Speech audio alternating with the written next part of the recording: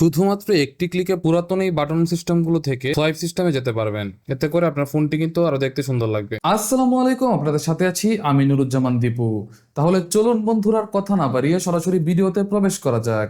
তো প্রথমেই ফোন থেকে সেটিংসে চলে যাবেন এবং সেখান থেকে আপনারা সার্চ বাটনে গিয়ে নেভিগেশন লিখে সার্চ করে নেবেন। তো আপনারা কিন্তু দেখতেই পাচ্ছেন আমার এখানে নেভিগেশন বার নামের একটা অপশন কিন্তু ইতিমধ্যে চলে এসেছে। তো আপনারা নেভিগেশন বারে চলে যাবেন এবং এখান থেকে একদম নিচে দেখতে পাচ্ছেন নেভিগেশন বার, সেটার উপর একটা ক্লিক করে দিচ্ছি এবং এখানে আপনারা দেখুন বাটন এবং সোয়াইপ গেস্টার নামে দুটি অপশন রয়েছে। তো আমি এখান থেকে বাটন অপশনটা রিমুভ করে সোয়াইপ গেস্টারে একটা ক্লিক করে দিব। তো বেশ বন্ধুরা, ক্লিক করার সাথে সাথেই কিন্তু আপনারা দেখতে পারবেন আমার এখানে কিন্তু বাটনগুলো রিমুভ হয়ে গেছে। আপনারা তো লক্ষ্য করলে দেখতে পারবেন যে আমার এখানে কিন্তু কোনো বাটন নেই, মাঝখানে একটা দাগ দেখাচ্ছে।